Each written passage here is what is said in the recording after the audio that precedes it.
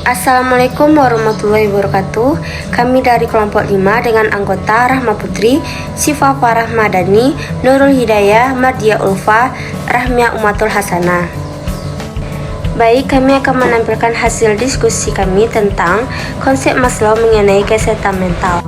Hierarki kebutuhan manusia adalah teori psikologi yang diperkenalkan oleh Ablahnya A Theory of Human Motivation di Psychological Review pada tahun 1943. Ia beranggapan bahwa kebutuhan-kebutuhan yang di tingkat yang lebih rendah harus terpenuhi atau paling tidak cukup terpenuhi terlebih dahulu sebelum kebutuhan-kebutuhan di tingkat yang lebih tinggi menjadi hal yang memotivasi. Hierarki menurut Maslow. A. Kebutuhan fisiologis atau psychological needs. Kebutuhan paling dasar pada setiap orang adalah kebutuhan fisiologis, yakni kebutuhan untuk mempertahankan hidupnya secara fisik.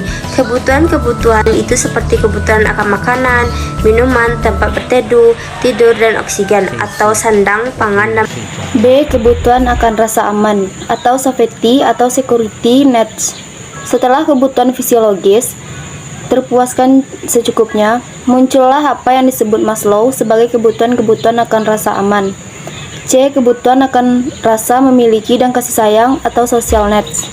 Jika kebutuhan fisiologis dan kebutuhan akan rasa aman telah terpenuhi, maka muncullah kebutuhan akan cinta, kasih sayang, dan rasa memiliki dan dimiliki. D. Kebutuhan akan penghargaan atau esteem needs. Setelah kebutuhan dicintai dan dimiliki tercukupi, selanjutnya manusia akan bebas untuk mengejar kebutuhan egonya atas keinginan untuk berprestasi dan memiliki prestis. E. Kebutuhan akan aktualisasi diri atau self-actualization needs. Tingkatan terakhir dari kebutuhan dasar Maslow adalah aktualisasi diri, yaitu kebutuhan untuk membuktikan dan menunjukkan dirinya kepada orang lain. Kepribadian sehat menurut Maslow.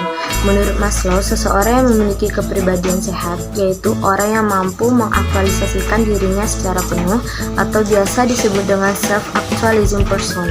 Berikut ciri-ciri meta needs dan metapologi. Yang pertama, meta needs yaitu sikap percaya, bijak dan baik, indah, kesatuan, energik dan optimis, pasti, lengkap, adil dan altruis, berani dan sederhana.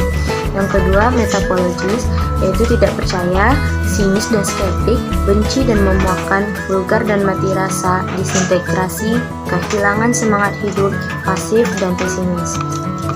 Adapun ciri-ciri self-actualizing person menurut Maslow yaitu yang pertama, mempersepsi kehidupan, yang kedua, menerima dirinya sendiri, yang ketiga, bersifat spontan, sederhana, alami, dan bersifat jujur, yang keempat, mempunyai komitmen atau dedikasi untuk memecahkan suatu masalah, yang kelima, bersikap mandiri atau independen, yang keenam, memiliki apresiasi yang secara segar terhadap lingkungan, yang ketujuh, mencapai puncak pengalaman, yang kedelapan, memiliki minat sosial, simpati, empati, dan altruis, yang kesembilan, sangat senang menjalin hubungan interpersonal.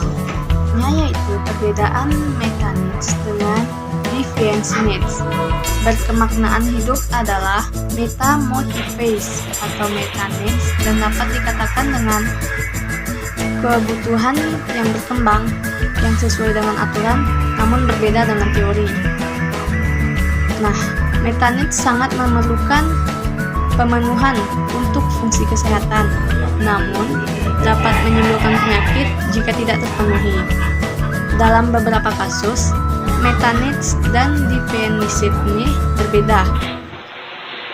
Karena sering meta needs tidak mengacu pada defisit internal sebab tegangan yang ditimbulkan pleasurable, kenyataannya kegembiraan pada meta needs menambahkan kekuatan motivasi, kepuasan, menciptakan growth dibandingkan mencegah unpleasurable semata-mata. Meta needs tidak dapat dipenuhi sepenuhnya. D. Ciri-ciri actualized people.